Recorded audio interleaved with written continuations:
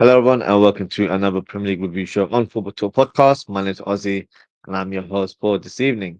We're approaching the closing stages of the Premier League season. Champions Liverpool unfortunately lost to Chelsea over the weekend.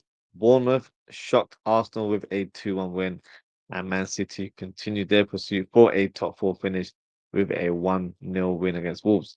So let's start the review with action at Stamford Bridge, and that was Chelsea versus Liverpool. Now, Arne Slot made six changes to the starting lineup, allowing some of the squad players to get a start. The team also got a guard of honor, which was great to see. As you saw the likes of Enzo Fernandez, Caicedo, and Lavia, all three players that were quite close to joining Liverpool at one point, applauding Wataru Endo, who was the man that actually ended up signing for Liverpool as he walks away with a winner's medal this season. But in terms of the game, that heavy rotation unfortunately ended up being a bit costly to the outcome of the game as Liverpool understandably looked disjointed and not in sync with each other. But Chelsea couldn't care less as this was a must win game to have any chance of finishing in the top four. And it was Enzo Fernandez who opened the scoreline with a nice controlled touch and finished into the bottom corner. Then in the second half, Liverpool conceded an own goal as Van Dijk tries to clear the ball away from goal, but ends up hitting Konsa and rolls into the back of the net. Liverpool then grabbed a consolation goal through a Van Dijk header, but Chelsea got a last minute penalty as Kwanzaa unfortunately fouls Caicedo inside the box. Palmer steps up and finishes clinically to give Chelsea all 3 points. Now, some of the celebrations from the Chelsea players after the game was a little bit over the top and quite frankly a little bit embarrassing. By looking at it, you'd think they had just won the league. But look, Liverpool were clearly in a charitable mood, so we did our part and gifted Chelsea a win. Chelsea remain in fifth place, but they're in joint points with Newcastle, who are currently fourth. But before we move on to review the next match, there was some huge breaking news yesterday that Trent Alexander-Arnold will be leaving Liverpool. Now, I was quite surprised with the timing of the announcement. Why was it done yesterday after a defeat? I understand that the league is wrapped up now, but couldn't Trent just wait until the end of the season? After all, he's not said much all season about his contract situation. So I think it was a bit selfish on his part to announce it because now all the conversations are going to be about Trent until the season concludes. Is he going to play again? Will the fans give him a good reception? Well, for me, he should not start another game for Liverpool. He's made his decision. He's no longer part of the Liverpool's future plans. So why waste time in playing someone who isn't committed to and has pretty much has one foot in the exit door? The big question is, how will the fans treat him now? I don't think he'll receive a good reception. And some fans have suggested that he shouldn't even be part of the parade. Now, in terms of this decision to leave the club, it has annoyed me and it has annoyed a lot of the fans, and rightly so because you know, as a club, we're quite emotional in terms of how we are collectively, and he was regarded as one of our own, so it does hurt that he's decided to move on and leave a team that are on the up. We're not, it's not like with Steven Gerrard where he was playing for an average Liverpool team. This is a team that's just won the Premier League, and they will be challenging for major honours in years to come. So, a bit of an unusual decision for him to leave at this stage of his career. But another thing that I thought was a bit bizarre was the announcement video. For me, it just didn't come across genuine, and it just felt like it was a bit rehearsed. And from what he said, it looks like he's just moving on for personal glory. It looks like he wants to try and win a Ballon d'Or. And joining a club like Real Madrid is probably not the right place to do that because yes, you're presented in more of a high profile to the world, but you've got the likes of Vinicius Junior, Mbappe, Bellingham, these sort of players that are a lot more ahead of the sort of pecking order to win a Ballon d'Or. You don't generally see a defender win a Ballon d'Or, so if that's one of the reasons that he's gone for, that's his decision. Also comes across that I feel like he wants to move on and maybe go over to Spain for the glitz and glamour. It looks like that's the kind of lifestyle he wants right now. So, that's his decision. He'll have to live by that. Also, one thing I need to address is rival fans. They need to keep quiet. Stop telling Liverpool fans how to react. You can't, say that, oh, he's won it all. He came from your academy. It didn't cost you anything. So, he should leave with, a round of applause and with our blessing. And, you know, he has every right to leave. That's what I'm getting from rival fans. If that's the case, then why don't Real Madrid players leave? Because they seem to win a lot of trophies, right? So they must be bored of winning trophies as well. So, you can't say just because he's won it all, that means he should just go and leave. You wouldn't say that about your best players, would you? So I don't really like the fact that rival fans are telling us how to react. This is how we feel. So, everyone has their own opinion and own feelings towards certain situations. And we have every right to be annoyed with Trent. And does this affect his status at the club? Because some would regard him as a legend. I still would say, probably now is a bit too fresh to say he is a legend, but in years to come, you'll assess, what he's achieved at Liverpool. And yes, he would be regarded as a legend. But having said that, he's definitely tarnished his Liverpool legacy. And sometimes not about how you know, leave the club, it's about how you conduct yourself before you leave the club. And that's something I don't think that will sit well with fans because I don't think he's done a great job in terms of, you know, portraying himself as a character. I think he's been a bit, I don't know, use the word snaky, but it does come across that, there's been sources suggesting that this has been in the work for about 2 years. You know, Real Madrid tend to enforce players to run out their contracts in order for them to join Real Madrid on free transfer. And the reward will be that they will get a big sign-on fee and huge salary and all that sort of stuff. So that's the way they operate. It's unethical, but unfortunately they're getting away with it. So it's a shame that he's moving on. But look, I wish him luck to an extent at Real Madrid because I'll be honest, I think he's going to need it. He won't get that protection from Real Madrid fans like he would with Liverpool because we've always treated him as one of our own. We've held him with high regards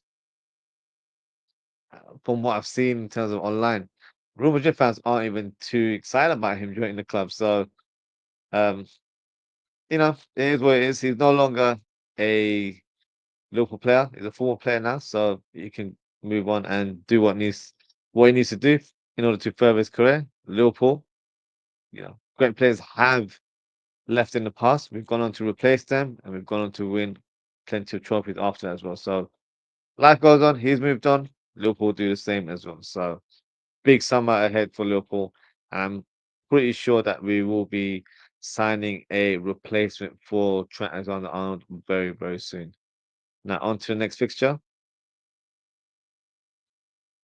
Arsenal versus Bournemouth. Now, this was certainly a surprise result of the week as Bournemouth produced a double against the Gunners this season. And in fact, this win was the first away win um, against Arsenal for the first time in Bournemouth's history.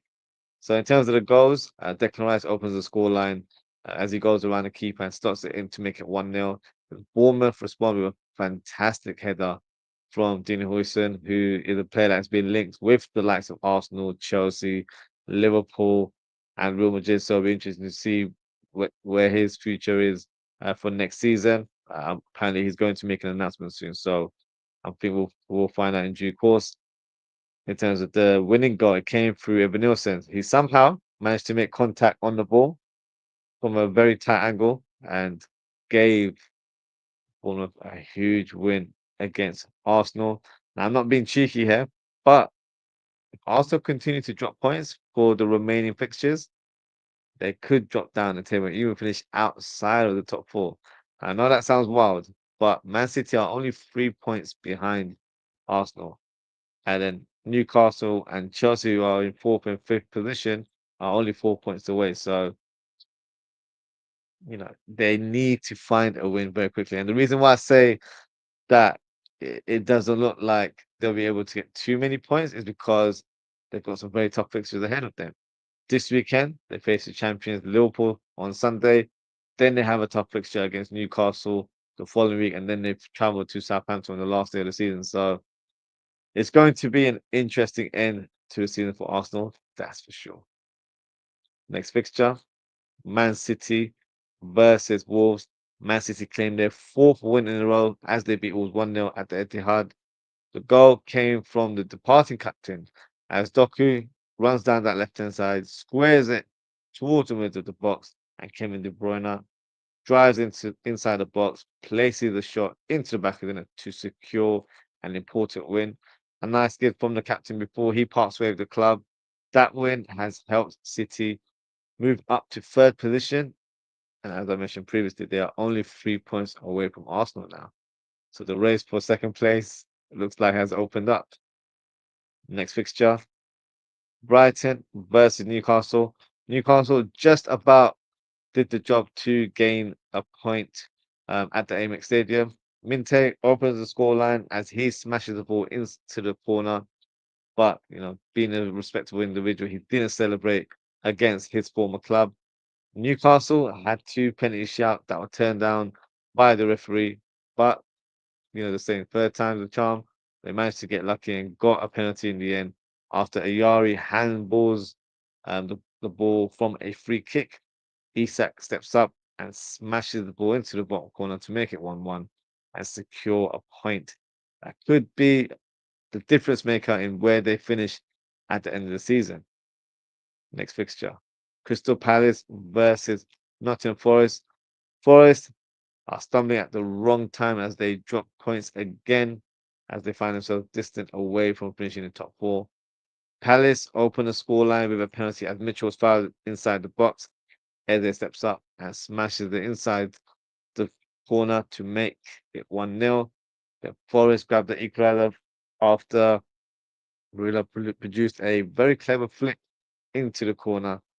Forest are currently 2 points away from fourth, so it's not completely over, but with other teams around them in good form, the odds seem to be stacked against them at this stage. Now, in other games, we've got Aston Villa versus Fulham. Villa get back to winning ways as they secure another win to challenge for a top four finish. The winning goal came from a Tielemans header. I don't think I've seen him score many of those type of goals, but it keeps the chase alive for the top four as they're only 3 points away from fourth position. They may seem like outsiders, but you can't rule them out, especially if they continue to notch up the wins. In the end, they could find themselves a lot higher than what was expected. Next fixture, Brentford versus Manchester United. Manchester United go back to their losing ways as Brentford beat the Red Devils 4-3 in a 7-goal thriller. So let's go through the goals. The forgotten man, Mason Mount, opens the scoreline with a sliding finish to give United the lead. Damsgaard, gets the equalizer with a close range volley. Shada then takes the lead with a leaping header. He then scores another header to make it 3-1. Wissa gets a tap in to make it 4-1. So at that stage, you're thinking Brentford are sailing right now, but unfortunately, they conceded two late goals uh, through Garnacho and Diallo towards the end of the game. So it ended up looking like a respectable score, but doesn't really matter as United tasted defeat once again for the 16th time this season. Now, on to the next fixture. West Ham versus Tottenham. It was a point apiece between the two London teams. Tottenham took the lead with a close range finish from Odobert. Then Jared Bowen grabs the equalizer with a cheeky finish through the keeper's leg to secure a point for the Hammers. Next fixture. Leicester City versus Southampton. The fate for both teams is pretty much sealed as they will be playing in the Championship next season. But that didn't stop the Foxes from beating Southampton 2-0. Vardy opened the scoreline with a left-footed finish to score his 199th goal for Leicester City. So hopefully he gets one more before the season concludes. Highlight of the game was probably when the ref went down and Vardy cheekily grabs the whistle and blows it. It's something, we're used to seeing Vardy doing those type of antics. Ayew ends up getting the second goal for Leicester City after he took a free kick. It got blocked by the wall, but then he scored from the rebound to secure the win for Leicester City. And the last fixture of the week, and that took place at Goodison Park, which ended in the draw. Everton took the lead through a Beto header. McNeil then makes it 2-0 with a long range finish.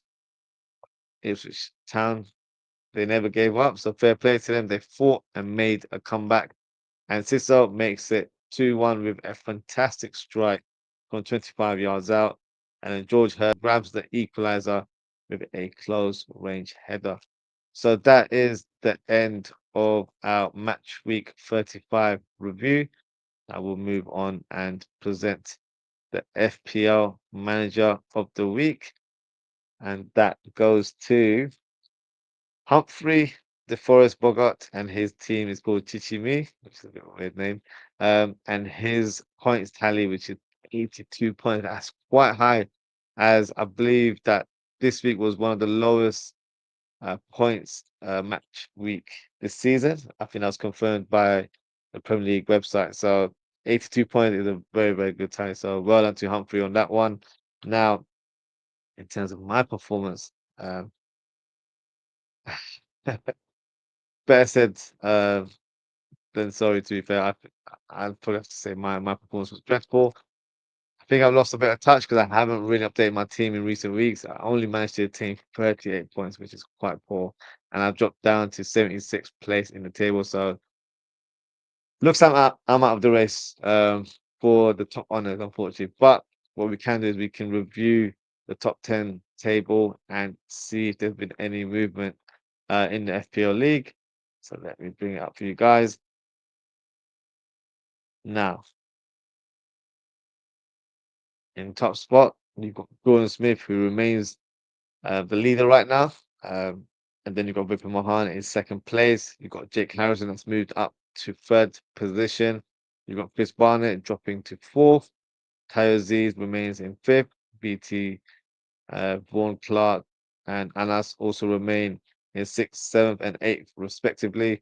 Jeet Shah moves up to ninth in the table, and Hamza Jamil has dropped to 10th. So big up to all the FPL managers there.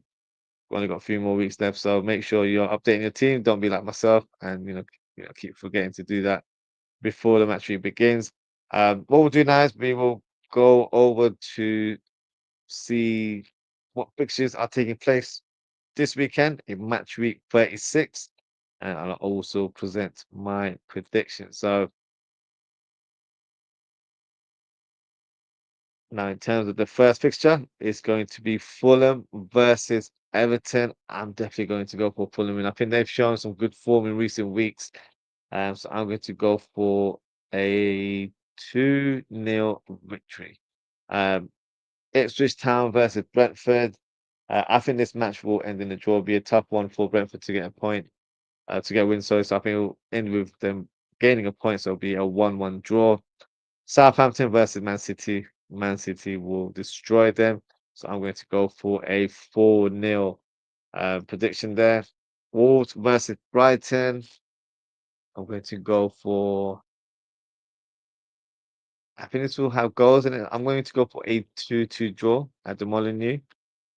Bournemouth versus Aston Villa. It's going to be an interesting one. Aston Villa still have an outside chance of finishing in one of the top positions this season. I think this will end in a draw, and I'm going to go with a 1-1 prediction. Now, Sunday, this is a huge fixture. A bit of an odd time on a Sunday because you don't normally see that time slot. And it's at midday between Newcastle and Chelsea. Going to go for a home win. I think Newcastle will just about nick it. I'm going to predict a 2-1 victory for the Toonami. Manchester United versus West Ham. This picture seems to be a bit of a classic over the years. Um, I'm going to go for a surprise win. I'm going to go for a 2-1 victory for the Hammers. Nottingham Forest versus Leicester City. I am going to go for a Forest win. I'm going to predict a 2-0 scoreline. Spurs versus Crystal Palace. I'm going to go for another draw. I'm going to go with a 1-1 draw. And Liverpool versus Arsenal. I think this will be a close game, but Liverpool will get the win. I think Arsenal will not rotate as heavily as they did against Chelsea. So I'm going to go for a 2-1 scoreline there. So that is my predictions for the fixtures in match week 36. Just got a comment here from Chibuke. Says, hi, Ozzy. Big up yourself, Chibuke. Thank you for tuning in. Thank you for your comment there. And that is it for today, guys. Thank you so much for tuning in. If you haven't already, please don't forget to like, comment, share, and subscribe to the channel. Now, in terms of upcoming shows, I will be doing a match preview of Liverpool versus Arsenal on Thursday, and then we'll also be doing a live watch along on Sunday, as well as a match reaction show. I may try and fit in a transfer talk show at some point. So the best thing to do is hit that notification bell so you know what time I'll be doing a stream, and you'll be given all the latest updates for any shows that are taking place in the coming days and weeks. Um, and yeah, feel free to follow me on social media. You can follow me at Ozzie.ftp on Instagram. You can also follow me at Ozzie_FTP on X/Twitter. So that is it for today, guys. Thank you so much for tuning in. Take care, stay safe, and I hope to speak with you all very, very soon. Goodbye.